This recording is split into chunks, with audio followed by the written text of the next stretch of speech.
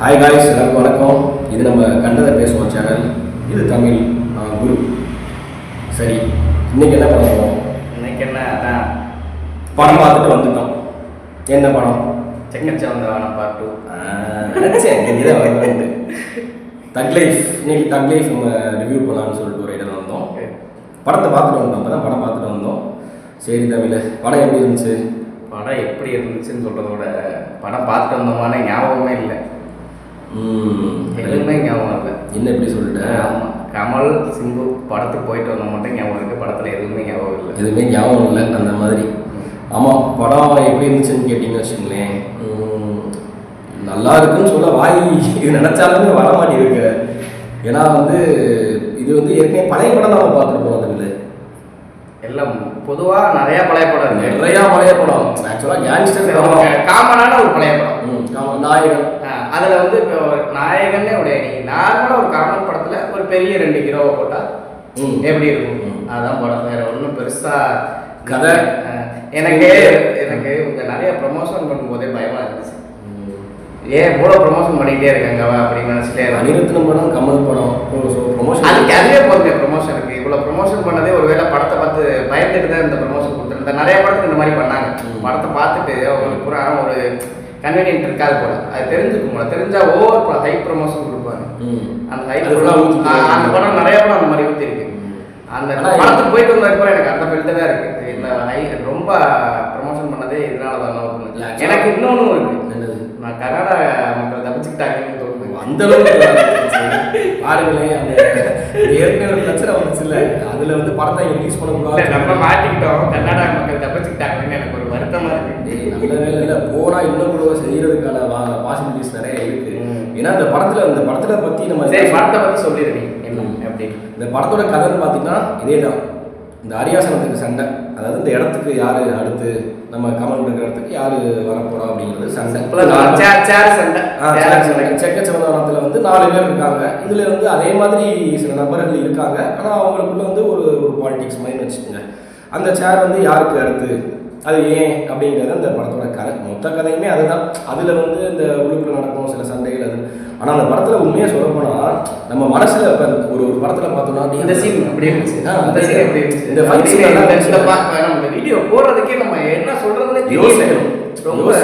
எப்படி யோசிக்கணும்? இந்த படத்தில் முதல்ல என்னென்ன போர்ஷன்ஸ்லாம் நல்லா இருந்துச்சு அப்படின்னு சொல்லணும். இந்த படத்தில் நம்ம பாசிட்டிவ் விஷயம் பார்த்தீங்கன்னு வச்சுக்கோங்களேன், as usual Kamal performance, Simbu performance ரெண்டுமே கொடுத்த கரெக்டாக அவங்க கரெக்டாக பண்ணி. எனக்கு சிம்பு அவர்கிட்ட ரொம்ப பெரிய ஆச்சரியம் எல்லா படத்துலையும் கொஞ்சம் ஒரு எக்ஸ்ட்ரா சீன் இருக்கும். செட்டுலாம் இந்த படத்தில் அதுதான். அந்த 2 படம் மாதிரி வெந்திருந்த காடு, அப்புறம் அந்த மாநாடு, அந்த மாதிரி செட்டுலாம் எந்த ஒரு ஹைப் இந்த ஓவர் சீன் போடுறது, கேங்ஸ்டர் அப்படின்னு ஒரு பயங்கரமான ஆக்டரா மாறிட்டாருன்னு சொல்லலாம். என்னடா அப்படி சொல்லுங்க. அதாவது இந்த ஓவர் ஹைப் பெரிய ஆக்டரா மாறிட்டாருன்னு சொல்றாங்கல்ல. அப்படி சொல்றேன். பெரிய ஆக்டரா நீ சொல்ற மாதிரி இல்ல, இந்த ரேஞ்ச் கமல் அந்த ரேஞ்ச். ஆமா, இப்ப என்ன நடிக்கிறதுன்னு பாத்தீங்கன்னா மல்டி. கமல் சின்ன வயசுல வளர்ந்து வந்தாப்ல. இல்ல இப்ப இடையில ரொம்ப கேப் ஆயிடுச்சு. ஆமா, அதுக்கு காரணம் ஒரு செட்டில்டா ஒரு படமே பெருசா அது இல்ல. டைமுக்கு ஷூட்டு போல அந்த மாதிரி பிரச்சனைகள் நிறைய என்ன ஆகி போச்சுன்னா, ஷூட்டிங் போகாது. நிறைய படங்கள் இடையில சொல்ற மாதிரி கேப் விட்டாரு. வெயிட் லாஸ் பண்ணிட்டு வந்ததுக்கு அப்புறம் நடிச்சாப்ல. இந்த படத்துல பெர்ஃபார்மன்ஸ் சொல்ல போனா கமலோட பெர்ஃபார்மன்ஸும் சரி, சிம்புவோட பெர்ஃபார்மன்ஸ் 2 பேருமே ரொம்ப அல்டிமேட்டாக நடிச்சிருந்தாங்க. அது போக இன்னொரு விஷயம் என்னன்னா, கமலோட டிஏஜிங் லுக் வரும். ஃபர்ஸ்ட் எடுத்தோன்னே அந்த அந்த அந்த போர்ஷனே நல்லா இருந்துச்சு. ஆக்சுவலாக தெரியல, டிஏஜிங்கே தெரியல. டிஏஜிங் ஒருவேளை டிஏஜிங் இல்லையோ, கமல் நார்மலாக பண்ணியிருந்தாலே கமல் கட்டுறே இல்லை சுருக்கமாக இருக்குல்ல. சுருக்கம் இல்லை, அந்த பழைய நம்ம குருதி புனல் கமல், நாயகன் கமல் அந்த கெட்டப்புக்கு இந்த படத்தில் காமிச்சிருந்தாங்க. அந்த அந்த போர்ஷனுமே ரொம்ப அழகாக இருந்துச்சு. அந்த ஃபர்ஸ்ட் சீன் எடுத்தோடனே ஒரு பிளாக் அண்ட் ஒயிட்ல ஒரு போர்ஷன் வரும். ஸோ அது கொஞ்சம் அந்த போர்ஷன் நல்லா இருந்துச்சு. சரி, படத்துக்குள்ள பார்க்கறதுக்கு நல்லா இருந்துச்சு. அதுதான் அது ஓப்பனிங் சீனால். அந்த சீனால் நம்ம என்ன நினச்சிட்டோம்னா, சரி படம் ஓகே இந்த ஒரு போயிடும் அப்படின்னு நினச்சா, படம் ஸ்டார்டிங்லேருந்து ஒரு ஃப்ளாட் லைன்லேயே போச்சு.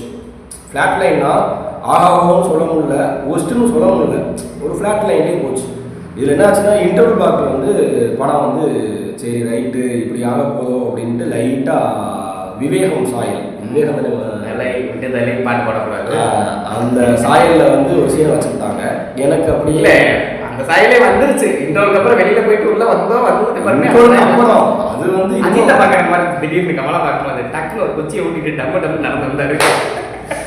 இல்ல அதை சொல்லக்கூடாதுப்பா, கதை எதுவும் சொல்லிடுறோம்.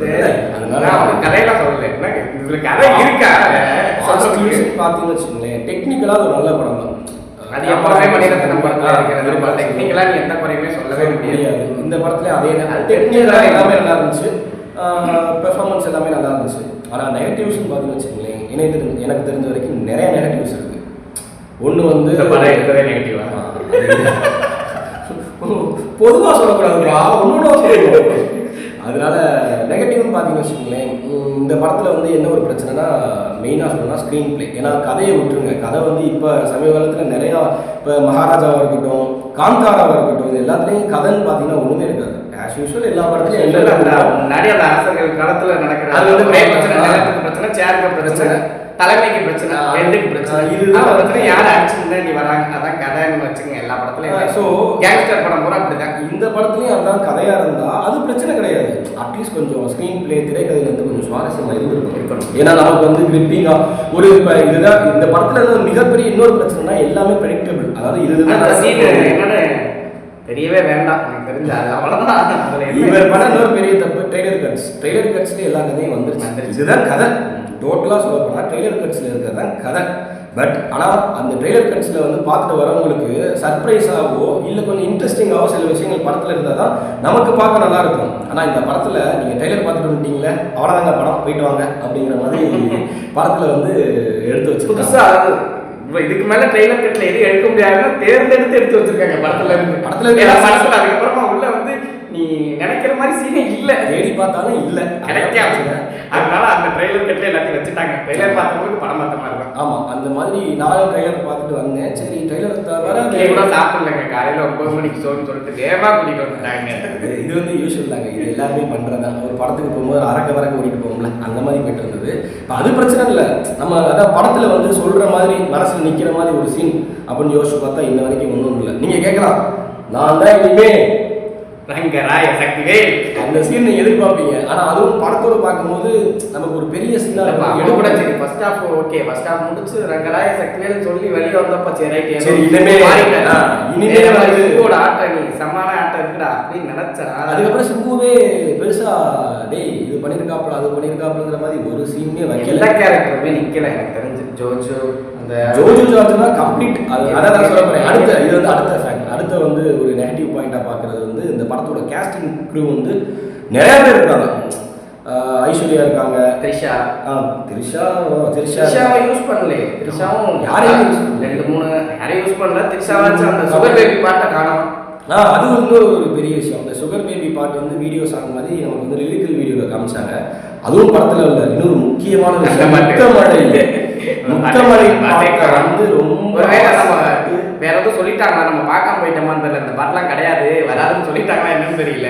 இந்த பாட்டு எதுக்கு வந்துச்சு, அருமையான பாட்டு. எல்லாரும் என்ன கேட்க, இந்த பாட்டுலாம் பார்க்க போறாங்க உட்காந்துருப்பாங்க, நீ பாட்டுக்கு சொல்லிவிட்டேன். நல்லதானே, அட்லீஸ்ட் ஒரு ஏமாற்றம் மிச்சமா அவங்கள. அந்த பாட்டு படத்துல 95 ரூபா மிச்சம். இன்னொரு சொல்ல போனா விண்வெளி நாயகா போறீங்க, விண்வெளி நாயகாவே உங்களுக்கு ஒரு பெரிய சர்ப்ரைஸ் போய் பாருங்க, சொல்லாதீங்க, அதையும் போய் பாருங்க. வேற என்ன நெகட்டிவ்ஸ் தமிழ் இந்த படத்துல, அதை நீ காமனா சொல்லக்கூடாது. இல்ல அந்த கேஸ்டிங்கே ஓவராலா சொல்லிடுறேன். ஜோஜு ஜார்ஜ் தான் இப்போ நீங்க எல்லாருமே ரீசெண்டா பனி படம் பார்த்தீங்க. ஐஸ்வர்யா லட்சுமி, அசோக் செல்வனும் இந்த விஜய் சேதுபதி கேரக்டர் தான். விஜய் சேதுபதி கேரக்டர் பண்றேன்னு சொல்லி அவர் ஏதாவது ஒரு தனியாக ஒரு படம் எடுத்திருந்தா கூட நேரம் நல்லா இருந்திருக்கும். அது மாதிரி எனக்கு சில டைலாக்ஸே கொஞ்சம் ஆர்டிஃபிஷியலாக இருந்துச்சு. இல்லை எனக்கு இந்த லாங்குவேஜை என்ன ஏன் அவங்க காயல்பட்டினத்துலேருந்து திருநெல்வேலியிலேருந்து கிளம்பி வந்தால் புதுடெல்லியில் கடைசி வரைக்கும் அதே லாங்குவேஜில் பேசிக்கிட்டுமா, ஏழை பாடே போடே.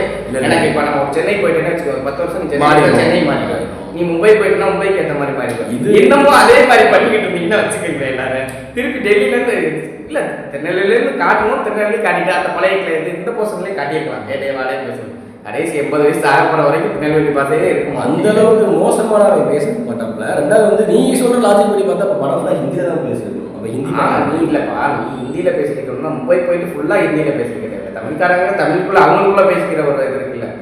சரி, அது காமன் பிரச்சனை. இது படத்துலயும் ஒரு பெரிய பிரச்சனை இல்ல.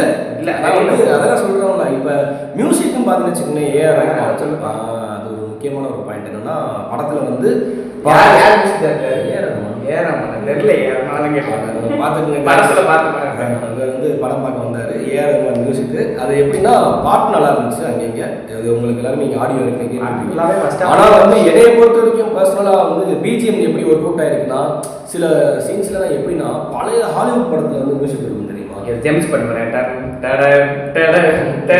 அது மட்டும் இல்லை, அதுல இருந்தா கூட பரவாயில்ல. இந்த த்ரில்லர் படம், இந்த ஹாரர் படத்துலலாம் சில மியூசிக் சன் டிவியில் 9 மணிக்கு திடீர்னு போடுவாங்க அந்த மாதிரி படம். அந்த மாதிரி முன்னாடி போடுவாங்க. அந்த மாதிரி எனக்கு சாயலான மியூசிக் தான் இருந்துச்சு. என்னைய பர்சனலாக கேட்டால், ஏன்னா இது வந்து இந்த ஒப்பீனியன் வந்து எங்களுக்கு பர்சனல் மட்டும்தான். நாங்கள் வந்து படம் இப்படி இருக்குன்னு சொல்கிறோம். இது இந்த படமே நிறைய பேருக்கு பிடிக்க வாய்ப்பு இருக்கு. அது ஒரு சில பேருக்கு இருக்கலாம். இன்னொன்று நாங்கள் போன தேட்டரில் கூட்டமாகவும் இல்லை, ஒரு கிரௌட் இல்லாத ஒரு படத்துக்கு போயிருக்கோம். அது நமக்கு நல்லது. நம்ம அப்போ தான் நம்மளால படத்தை பார்க்க முடியும். ஆனால் ஒரு சில என்கேஜிங் சீன்ஸ் இல்லை இருந்திருந்தா தானே இந்த கிரௌட் ஆடியன்ஸுக்கு இல்லை. நம்ம தான் சொல்கிறேன், இப்போ அவங்க கத்த போகும்போது நமக்கே மனசு ஒரு உற்சாகம் வந்துடும் இந்த சீன் அப்படின்ட்டு. ஆனால் இந்த படத்தில் அப்படி இருக்கக்கூடாதுக்காக நம்மளும் போனோம். ஏன்னா ரெண்டு மாதிரி தான் இருந்துச்சு படமுமே. இந்த மாதிரி என்கேஜிங்காக சீன்லாம் இல்லை, கூஸ் பம்ஸா வந்துட்டாரா சிம்பிளாக சொல்லலாம். கவுண்டர் வந்துட்டார். அந்த படத்தை நாங்கள் எப்படி பார்த்தோம் தெரியுமா? இந்த பொசிஷன் உட்காந்து பார்த்தோம், இப்படி உட்காந்து பார்த்தோம்ல. இப்போ நார்மலாக காலம் மேலே நார்மலாக ஒரு சீன் வருது, சீட்டுக்கு முன்னாடி போனோம், இப்படி பார்ப்போம்ல. இந்த படத்தில் ஆரம்பிச்சதுலேருந்து இன்டர்வல் விட்டுருக்கேன், ஆரம்பிச்சதுலேருந்து எண்டு வரைக்குமே நான் வந்து எப்படா வரும் ஏதாவது ஒரு சீன், ஏதாவது ஒரு நல்ல சீன் வரும், இப்படியே தான் உட்காந்து பார்த்தோம். இது ஒரு நார்மல் காமன், ரொம்ப ஹைப்பாக இல்லாமல் ஓகே. படம் நல்லா இல்லைன்னா சொல்ல முடியாது, நீங்கள் எதிர்பார்த்து போகிற அளவுக்கு இருக்காது அந்த படம் அப்படின்ற மாதிரி எனக்குள்ள ஃபீலிங். நான் எதிர்பார்த்தது எனக்கு கிடைக்கல, ஃபுல்லாகவே கிடைக்கல, 100% கிடைக்கல.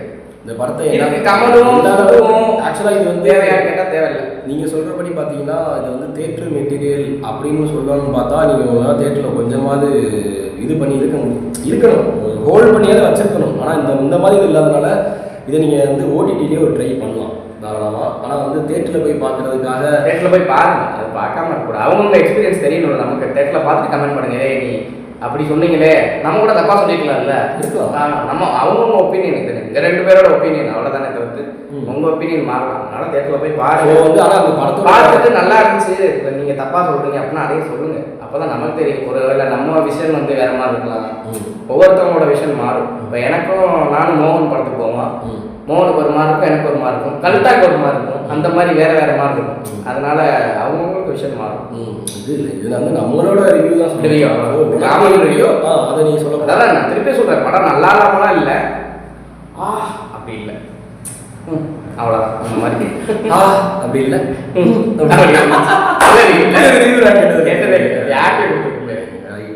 அதான். இந்த படத்தோட நெகட்டிவ் சொல்லியாச்சு, பாசிட்டிவ் சொல்லியாச்சு.